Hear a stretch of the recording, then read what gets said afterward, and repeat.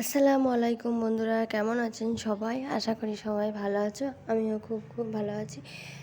আবারও চলে আসলাম একটা নতুন ভিডিও নিয়ে। সকালে ঘুম থেকে উঠেই রান্না করতে হয়, তার জন্যই সব জোগাড় হচ্ছে। তারপরে সোনাবাবু উঠলো, তার জন্য এখানে দুধ দিয়ে শাশুড়ি মাকে কাছে দিয়ে দিলাম। তারপরে একে রান্না করতে চলে গেলাম। সকালে কাঠে রান্না করি, চুলাতে।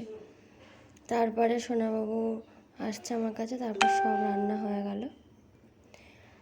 রান্না করেছি, আলু রান্না করেছি, পটল ভেজেছি।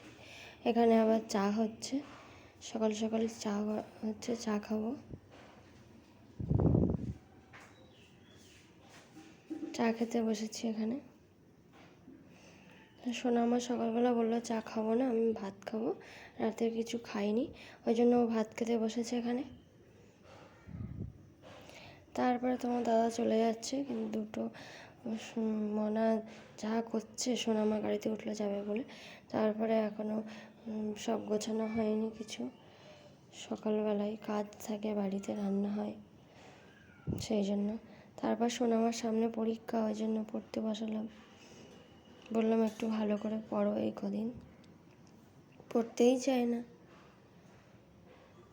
তারপরে সোনাবাবু এসে বইটা কেড়ে নিল। বইটা কেড়ে নিয়ে সোনা আমার কাছ থেকে বইটা কেড়ে নিয়ে নিজে নিজে পড়া শুরু করলো।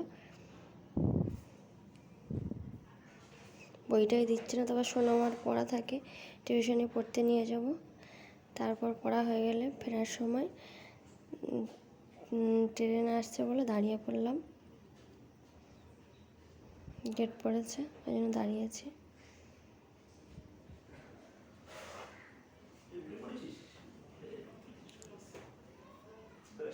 তারপর দুপুরবেলা খেতে বসলাম।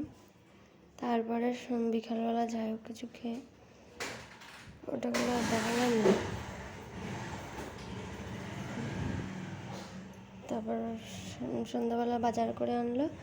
রাত্রে বাজারে যায়, ফেরার সময় বাজার করে নিয়ে আসে। বাজারে কি দাম সব সবজি!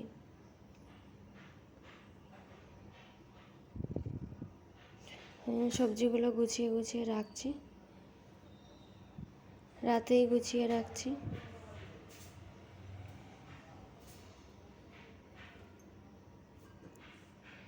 একটা একটা করে রাতেই গুছিয়ে রাখা হয় ভালো। সকালে আবার রান্না করতে হয়, রান্না থাকে, সেই জন্য রাতেই গুছিয়ে রাখছি। সব গোছানো হয়ে গেলে আবার রাতে সবাই রুটি খায়, ওই জন্য আবার রুটি করব।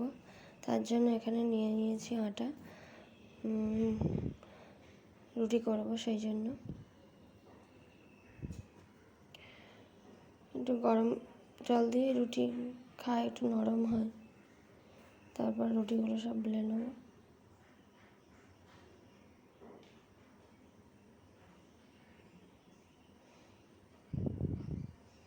তারপরে একটা একটা করে সব সেঁকে নেবো রুটিগুলো।